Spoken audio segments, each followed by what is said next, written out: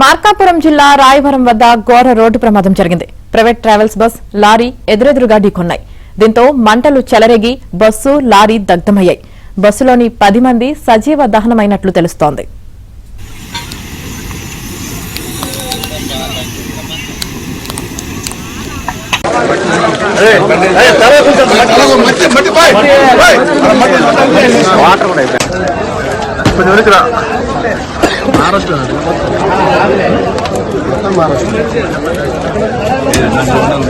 Tourism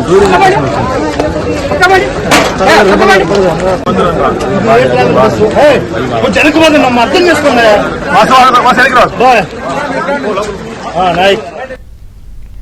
bus Jagtial నుంచి మార్కాపురం జిల్లా పొదిలి వెళ్తుండగా ఈ ప్రమాదం జరిగింది. గాయపడిన 20 మందిని మార్కాపురం ఆసుపత్రికి తరలించారు.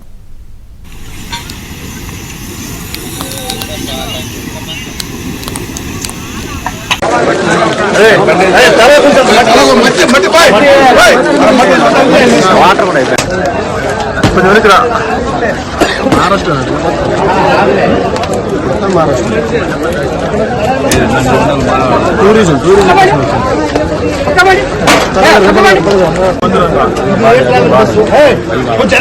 అర్థం చేసుకోండి.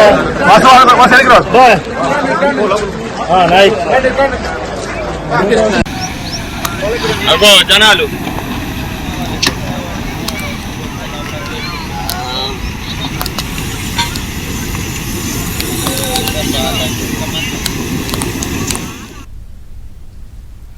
మార్కాపురం జిల్లా రాయవరం వద్ద ఘోర రోడ్డు ప్రమాదం జరిగింది. ఇక ఈ ప్రమాదానికి సంబంధించి పూర్తి సమాచారం మా ఇన్పుట్ ఎడిటర్ శ్రీహరి అందిస్తారు. శ్రీహరి, చెప్పండి, అసలు ఈ ప్రమాదానికి గల కారణాలేంటి? అంటే ఓవర్ స్పీడ్ వల్ల ఈ ప్రమాదం జరిగిందా, లేకంటే నిద్రమత్తు వల్ల ఈ ప్రమాదం జరిగిందా? అసలు దీనికి సంబంధించి మీ దగ్గర ఉన్న పూర్తి అప్డేట్స్ ఏంటి? అర్థం చేసుకోండి.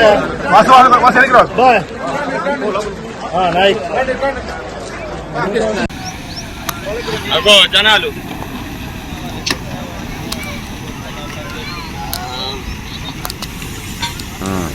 ఇనపస్తులు ఏం కావు, అంటే హీట్ అయిపోతాయి, ఉపయోగం లేదు. ముందు లోపల ప్లాస్టిక్ సీట్లు అవన్నీ కాలిన తర్వాత ఇంకా టైర్లు అల్యూమినియం అవన్నీ కాలుతాయి. బస్సులు బోర్డు ఇంజన్. మార్కాపురం జిల్లా రాయవరం వద్ద ఘోర రోడ్డు ప్రమాదం జరిగింది. ఇక ఈ రోడ్డు ప్రమాదానికి సంబంధించి పూర్తి సమాచారం మా ఇన్పుట్ ఎడిటర్ శ్రీహరి అందిస్తారు. శ్రీహరి, చెప్పండి, అసలు ఈ ప్రమాదానికి గల కారణం ఏంటి? అంటే ఓవర్ స్పీడ్ గా వెళ్లటం వల్ల ఈ ప్రమాదం జరిగింది అనుకోవచ్చా, లేదు అంటే నిద్రమత్తు వల్ల ఈ ప్రమాదం జరిగిందా? అసలు ఈ ప్రమాదానికి సంబంధించి మీ దగ్గర ఉన్న పూర్తి అప్డేట్స్ ఏంటి? యామిని, ఇటు తెలంగాణ జగిత్యాల నుంచి కూడా కనిగిరి వైపు వెళ్తున్నటువంటి ప్రైవేట్ ట్రావెల్స్ బస్సు ఇది. ఈ బస్సు ప్రమాదానికి ప్రధానంగా కూడా ప్రస్తుతం ఇప్పటి వరకు కూడా అక్కడ పోలీసులు సహాయక చర్యలలో పూర్తిగా నిమగ్నమయ్యారు. పూర్తిగా మంటలను అదుపు చేసి క్షతగాత్రులను కూడా ఇప్పటికే చాలా మందిని ఆసుపత్రికి తరలించినటువంటి పరిస్థితి. ముఖ్యంగా చూసినప్పుడు ఈ ప్రైవేట్ ట్రావెల్స్ సంబంధించినటువంటి బస్సులు రెగ్యులర్ గా కూడా ఈ మార్గంలో ప్రయాణిస్తూ ఉంటాయి. ప్రధానంగా ఇటు టూరిస్ట్ బస్సులు కావచ్చు, లేకపోతే ప్యాసింజర్స్ వెళ్లేటువంటి బస్సులు కూడా. సో ఈ ఏదైతే పామూరు హైదరాబాద్ నుంచి కూడా చాలా మంది ప్రయాణికులు ఎక్కారు, అటు జగిత్యాల నుంచి కూడా ఎక్కారు, నిర్మల్ ప్రాంతం నుంచి కూడా కొంతమంది దీంట్లో ప్రయాణిస్తున్నట్లుగా ఇప్పటి వరకు సమాచారం. దాదాపు 40 మంది ప్రయాణికులు కూడా ప్రస్తుతం బస్సులో ఉన్నారు. సో ఇటు ఒకవైపు బస్సు, ఇంకోవైపు లారీ, రెండు కూడా దహనమైనటువంటి పరిస్థితి కాబట్టి ఇంత తీవ్రత కూడా ప్రధానంగా ఎదురైంది. కానీ ఈ ప్రమాదానికి సంబంధించినటువంటి కారణాలపైన అటు పోలీసు డిపార్ట్మెంట్, అలానే ట్రాన్స్పోర్ట్ డిపార్ట్మెంట్ కూడా ప్రస్తుతం అధ్యయనం అయితే చేస్తుంది. దానికి దేని వల్ల ఇలా జరిగింది అనేటువంటిది. ముఖ్యంగా ఇప్పటి వరకు ఉన్నటువంటి సమాచారం చూస్తే ఎదురెదురుగా వచ్చి ఢీకొన్నాయంటే ఖచ్చితంగా ఓవర్ స్పీడ్ అనే చెప్పొచ్చు. దానికి తోడుగా ఈ ఉదయాన్నే ఎర్లీ అవర్స్ టైంలో కాస్త డ్రైవర్లు నిద్రమత్తులో ఉండడం ఒకటి, ఇంకోవైపు రూట్ సంబంధించి కూడా ఎంతవరకు క్లారిటీగా ఉంది ఆ ప్రాంతంలో అనేటువంటిది కూడా చూడాల్సి ఉంది. సో ఈ నేపథ్యంలోనే ఈ ప్రమాదం అయితే మాత్రం జరిగింది. సో ప్రమాదానికి సంబంధించినటువంటి కారణాలు అయితే పూర్తిగా వెలికి రావాల్సి ఉంది. దీనిపైన కూడా ఎందుకంటే మేజర్ ఇన్సిడెంట్ కావడంతో ముందు సహాయక చర్యలపైన ఇటు యంత్రాంగం కూడా ఫోకస్ పెట్టింది.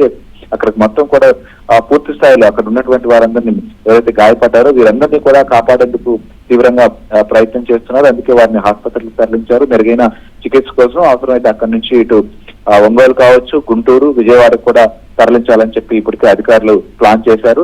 సో మొత్తం కూడా ఇప్పటి వరకు ఈ ప్రమాదంలో 10 మంది సజీవ దహనమయ్యారు అనేటువంటిది ప్రాథమికంగా తెలుస్తున్నటువంటి సమాచారం. దాదాపు 15 మందికి పైగా క్షతగాత్రులు ఉన్నారు. సో వీరి పరిస్థితిని లో కొంతమంది పరిస్థితి ఆందోళనకరంగా ఉందనేది వరకు వస్తున్నటువంటి ఇన్ఫర్మేషన్. సో అయితే ముఖ్యంగా ఈ ప్రమాదానికి సంబంధించినటువంటి దాంట్లో అక్కడ స్పాట్ లో జరిగినటువంటి దాన్ని మాత్రం మంటలను అయితే అదుపు చేయగలిగారు. ఇక్కడ వరకు మాత్రం జిల్లా అధికారులు, ఈ పోలీస్ డిపార్ట్మెంట్ దీనిపైన ఫోకస్ పెట్టింది. ఇప్పుడు కూడా ఇటు మిగిలినటువంటి డిపార్ట్మెంట్స్ అన్నింటినీ సమన్వయం చేస్తూ అక్కడ సహాయక చర్యలు చేపట్టాలనేది ప్రభుత్వం కూడా ఆదేశించింది. ఈ ప్రక్రియలోనే మొత్తం యంత్రాంగం కూడా ఉంది. సో వారందరినీ కూడా ఆసుపత్రికి తరలించారు. ఆసుపత్రితో పాటు అక్కడి నుంచి అవసరమైతే బయట ప్రాంతాలకు కూడా పంపించాలనేటువంటి నిశ్చయంతో ఉన్నారు. అయితే వీరందరూ సంబంధించినటువంటి వివరాలు ఇంకొక వైపు మిగిలినటువంటి వారు సేకరిస్తున్నారు. ఎవరెవరు దీంట్లో ప్రయాణించారు, ఆ ప్రయాణికులకు సంబంధించినటువంటి వివరాలు ఏంటి, వాళ్ళు ఎక్కడెక్కడ వారు ఎక్కడెక్కడి నుంచి వీరిని ఎక్కించుకున్నారు అనేటువంటి వివరాలు కూడా పూర్తిగా రావాల్సి ఉంది. దానిపైన కూడా ఇంకోవైపు కొంతమంది అధికారులు కసరత్తు చేస్తున్నారు. సో ఇప్పటికే ఇటు నిర్మల్ కావచ్చు, జగిత్యాల ఈ ప్రాంతాలకు సంబంధించినటువంటి వారు కూడా ఈ ప్రమాదం గురించి తెలుసుకున్న తర్వాత ఆరా తీస్తున్నారు. సో దీనికి సంబంధించినటువంటి అప్డేట్స్ కూడా మనకు మినిట్ టు మినిట్ వస్తుంటాయి. ప్రస్తుతానికైతే మాత్రం ఇక్కడ సహాయక చర్యలపైనే అధికార యంత్రాంగం అంతా ఫోకస్ పెట్టింది. ఆమెని అయితే శ్రీహరి, ప్రస్తుతానికి ఈ బస్సులో ప్రయాణిస్తున్న ఒక 10 మంది చనిపోయినట్లుగా తెలుస్తుంది, అలాగే 20 మందికి గాయాలైనట్లుగా కూడా తెలుస్తుంది కదా, మరి గాయపడిన వారి పరిస్థితి ఏ విధంగా ఉంది? సో ఇప్పటి వరకు కూడా మనం చూస్తున్నాం మార్కాపురం కూడా ఇటీవల జిల్లా కేంద్రం చేశారు. మార్కాపురం సంబంధించినటువంటి హాస్పిటల్లో కూడా వీరందరికీ వైద్య సేవలు అందిస్తున్నారు. అక్కడి నుంచి ఇంకా కొంతమంది పరిస్థితి ఆందోళనకరంగా ఉండడంతో వారిని ప్రత్యేక వెహికల్స్ ఏర్పాటు చేసి అవసరమైతే ఒంగోలు, గుంటూరు కూడా తరలించాలని చెప్పి ఇప్పటికే నిర్ణయించారు. సో అత్యంత విషాదకరమైనటువంటి ఈ ఘటన కావడంతో అధికార యంత్రాంగం కూడా ఒక్కసారిగా ఉలిక్కిపడిందని చెప్పొచ్చు. వాళ్ళందరూ వీటిని పూర్తి స్థాయిలో కాపాడేదానికి ఏమేమి చేయాలో వాటన్నిటిపైన కూడా నిమగ్నం చేశారు. ఇక ఈ స్పాట్ ఏదైతే ఉందో మార్కాపురం ప్రాంతం నుంచి ఇక ఇటు కనిగిరి గాని, పామూరు ఈ ప్రాంతాల్లోకి వెళ్లాల్సినటువంటి బస్సు ఇంకొక గంటన్నర జర్నీ చేస్తే ఆ ప్రాంతాలకు కూడా రీచ్ అయ్యేటువంటి పరిస్థితి ఉంటుంది. ఒక గంట సమయంలో ప్రయాణికులందరూ కూడా వారి గమ్యస్థానాలు అనుకోవచ్చు, లేదా వాళ్ళు వెళ్లాల్సినటువంటి ప్రదేశాలకు వెళ్లాల్సినటువంటి పరిస్థితి. ఈ లోపే ఈ ప్రమాదం కూడా సంభవించింది. కాబట్టి చాలా తీవ్రమైనటువంటి అక్కడ విషాద ఛాయలు నెలకొన్నాయి. సో ఇంకోవైపు ఎవరైతే గాయపడ్డారో వారికి సంబంధించినటువంటి వారు పూర్తి స్థాయిలో బయటపడ్డటువంటి వారు వీరందరూ కూడా క్షతగాత్రులను కాపాడుకునేటువంటి ప్రయత్నం చేస్తున్నారు. దాదాపుగా 12 నుంచి 20 మంది వరకు ఆసుపత్రుల్లో ఇప్పటి వరకు చికిత్స అయితే పొందుతున్నారు. వాళ్ళందరి పరిస్థితి, కొంతమంది పరిస్థితి మాత్రం నిలకడగా ఉంది. కొందరికి ఎక్కువ బర్న్స్ ఉన్నటువంటి వాళ్ళ పరిస్థితి మాత్రం కొంత టెన్షన్ అయితే ఉంది. కానీ అందరినీ సేవ్ చేసేటువంటి ప్రయత్నం అయితే జరుగుతుంది. ఆమెని అలాగే శ్రీహరి, మనం చూసినట్లయితే ఈ మధ్య కాలంలోనే ఈ ప్రైవేట్ ట్రావెల్స్ బస్ యాక్సిడెంట్ అన్నది చాలా ఎక్కువగా వింటూ ఉన్నాము. అయినా సరే ప్రైవేట్ ట్రావెల్స్ యాజమాన్యులు కానీ, అలాగే ట్రావెల్స్ బస్ డ్రైవర్స్ కానీ ఆ నిర్లక్ష్యం వహించడాన్ని అసలు ఎలా చూడాలంటారు? అంటే ట్రావెల్స్ బస్ అనగానే చాలా ఓవర్ స్పీడ్ గా వెళ్తూ ఉంటారు కదా, అసలు దీన్ని ఎలా చూడాలంటారు? మనం చూస్తున్నాం వరుసగా ఇప్పుడు మనం ప్రైవేట్ ట్రావెల్స్ సంబంధించినటువంటి ఇన్సిడెంట్లు మనం కర్నూలు సమీపంలో జరిగినటువంటి ప్రమాదాన్ని కూడా చూసాం. అటు బెంగళూరు వైపు వెళ్తున్నటువంటి ఏదైతే అవికావేరి బస్సు సంబంధించినటువంటి ప్రమాదం మనం మర్చిపోకముందే మరో పెద్ద ప్రమాదం మార్కాపురం వద్ద మాత్రం జరిగిందని మనం అర్థం చేసుకోవచ్చు. ఆ రోజు కూడా ఓవర్ స్పీడ్ బైక్ రోడ్డు మీద పడి ఉన్నప్పటికీ కూడా దాన్ని గమనించలేని పరిస్థితి. ఆ బైక్ ను ఎక్కుకుంటూ వెళ్లడం, నిప్పురవ్వలు రేగడం, బస్సు మొత్తం కూడా దగ్ధమైనటువంటి పరిస్థితిని మనం చూసాం. సో ఇప్పుడు ఈ ప్రమాదానికి కూడా సంబంధించి మనం చూస్తే అటు ఎదురెదురుగా వస్తున్నటువంటి లారీ అలానే బస్సు రెండు కూడా ఢీకున్నటువంటి ఇన్సిడెంట్ లో ఇంత పెద్ద ఫైర్ ఒక్కసారిగా ఏర్పడిందని చెప్పొచ్చు.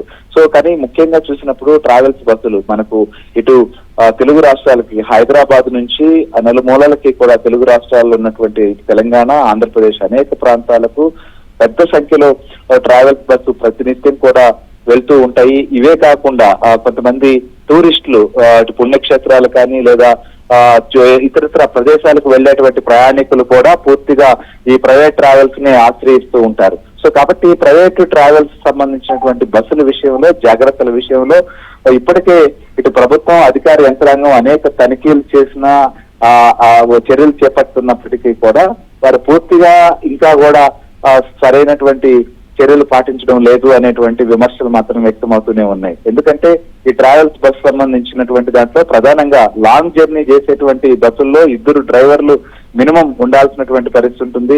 ఎందుకంటే విరామం ఇచ్చి ఒక డ్రైవర్ కి మరొక డ్రైవర్ మరికొంత జర్నీ చేయాల్సి ఉంటుంది. కానీ కొన్ని బస్సుల్లో సింగిల్ డ్రైవర్ తోనే 100 కిలోమీటర్లు ప్రయాణం చేసుకున్నటువంటి పరిస్థితి ఉంది. దీంతో కూడా ప్రమాదాలు ఏర్పడుతున్నాయి. దాంతో పాటుగా కొన్ని బస్సులు ఒక్కసారిగా బ్రేక్ డౌన్ అవడం కానీ ఇతరత్ర ఏదైనా ప్రాబ్లం వచ్చినా దానికి జవాబారి లేనటువంటి పరిస్థితులు మనం చూస్తున్నాం. దీంతో పాటు ప్రయాణికులకు సంబంధించి ప్రమాదం జరిగినప్పుడు అలర్ట్ చేసేదానికి అవకాశం కొన్ని బస్సుల్లో ఉంటుంది, కొన్ని బస్సుల్లో అలాంటి పరిస్థితి కూడా లేదు. ఎందుకంటే డ్రైవర్ కూర్చునేటువంటి క్యాబిన్ అదంతా కూడా వెనక సీటింగ్, ఒకసారి డ్రైవర్ కూర్చునేటువంటి క్యాబిన్ దగ్గర ఉన్న డోర్ కూడా లాక్ అయ్యేటువంటి పరిస్థితి ఉంటుంది. అలాంటప్పుడు ప్రయాణికులు బయటికి రాలేనటువంటి పరిస్థితిని కూడా మనం చూస్తున్నాం. దీంతో పాటుగా కొన్ని బస్సుల్లో ఏదైతే ఎమర్జెన్సీ డోర్లు ఏర్పాటు చేయాలి. ఖచ్చితంగా ఇటీవల కర్నూలు ప్రమాదం తర్వాత ఇట్టి పరిస్థితుల్లో కూడా అన్ని బస్సుల్లో ఎమర్జెన్సీ డోర్స్ కూడా ఏర్పాటు చేయాలి. అలానే అద్దాలు పగలగొట్టి బయటకు వచ్చేందుకు వీలుగా కూడా అవసరమైనటువంటివన్నీ కూడా ఏర్పాటు చేయాలి. దీని మీద ప్రయాణికులు కూడా అవగాహన కల్పించాలి. కానీ ఏ బస్సులో కూడా ప్రయాణికులకు అవగాహన అయితే కల్పించట్లేదు. ప్రమాదానికి సంబంధించినటువంటి విషయంలో ఎప్పుడో ప్రమాదం జరిగిన తప్పుడు హడావుడి చేయడం, అలర్ట్ అవడం తప్పితే తర్వాత ప్రయాణికులు బస్సులో ఎక్కినప్పుడు ఎమర్జెన్సీ డోర్ ఎక్కడుంది, లేకపోతే ఎమర్జెన్సీ డోర్ లేకపోతే అద్దాలను ఎలా బ్రేక్ చేసుకుని బయటికి రావాలి, ఇలాంటి మినిమం అవగాహన కూడా కల్పించినటువంటి పరిస్థితి. సో ఈ నేపథ్యంలోనే ఇలాంటి ప్రమాదాలు కూడా జరుగుతూ ఉన్నాయి. ప్రమాదం జరిగినప్పుడు కనీసం ఫైర్ వచ్చినటువంటి సమయంలో కొంత సమయం ప్రయాణికులు తప్పించుకునే దానికి అవకాశం ఉంటుంది. ఆ టైంలో ఖచ్చితంగా ప్రయాణికుల్ని అలర్ట్ చేసినా లేకపోతే వారు దూకేందుకు అవకాశం ఉన్నా కూడా చాలా మంది ప్రాణాలతో బయటపడేటువంటి అవకాశాలే ఉంటాయి. లేనప్పుడు ఇలాంటి ప్రమాదాలు కూడా జరుగుతున్నాయి. ఎందుకంటే చాలా బస్సులకి ఫ్రంట్ ఇంజినే ఉంటుంది, కొన్ని బస్సులకు మాత్రమే బ్యాక్ ఇంజిన్ కూడా ఉంటుంది. సో ఫ్రంట్ ఇంజిన్ ఉన్న బస్సుల్లో ఎదురెదురుగా ఇలాంటి ప్రమాదం జరిగినప్పుడు కానీ లేదా నిప్పురవ్వలు రేగినప్పుడు కానీ, మనం కర్నూలు ఇన్సిడెంట్ లో కూడా కింద బైక్ రోడ్డుకు బస్సుకి మధ్యలో ఉండిపోవడం, దాంతో కొంత దూరం అవి లాక్కుని వెళ్లడంతో మంటలు రేగాయి. సో ఇప్పుడేమో ఎదురెదురుగా ఢీకొనడంతో మంటలు రేగాయి. ఇలాంటి ప్రమాదాలు ఉన్నప్పుడు ఖచ్చితంగా వెనుకున్నటువంటి ప్యాసింజర్స్ ని సురక్షితంగా బయటకు తీసుకొచ్చేందుకు కానీ వారి ప్రయాణికులు బయటపడేందుకు కానీ కొన్ని అవకాశాలు అయితే ఉంటాయి. కానీ ఆ స్థాయిలో ఫోకస్ పెట్టకపోవడం, ప్రయాణికుల సంబంధించినటువంటి రక్షణ విషయంలో ప్రైవేట్ ట్రావెల్స్ ముఖ్యంగా వారు బస్సులు నడుపుతున్నారు, వారికి సంబంధించినటువంటి ఆదాయాన్ని గడిస్తున్నటువంటి పరిస్థితి ఉంది. కానీ ప్రయాణికులకు సంబంధించినటువంటి వారికి సంబంధించిన సేఫ్టీ కానీ వారికి సంబంధించిన సంరక్షణ కానీ ఈ విషయంలో ఖచ్చితంగా ప్రైవేట్ ట్రావెల్స్ వాళ్ళు పూర్తి స్థాయిలో బాధ్యత తీసుకోవట్లేదు అనే దానికి ఇదొక ఇన్సిడెంట్ గా కూడా చెప్పొచ్చు. ఖచ్చితంగా ఈ ట్రావెల్స్ సంబంధించినటువంటి వారు సరైనటువంటి జాగ్రత్తలు తీసుకున్నా లేదా వాళ్ళు జాగ్రత్తలు తీసుకోకపోతే అధికార యంత్రాంగం కూడా వీరిపైన ఫోకస్ పెడితే ఖచ్చితంగా ఇలాంటి ప్రమాదాలు జరిగినప్పుడు ఎక్కువ మంది ప్రాణాలు కోల్పోకుండా ఉండేటువంటి అవకాశాలు ఉంటాయి. ఆ దిశగా పూర్తి స్థాయిలో చర్యలు లేవు కాబట్టే ఇంత నష్టం ఇంత కష్టం ఏర్పడుతుందని మాత్రం చెప్పొచ్చు. Right, thank you Srihari.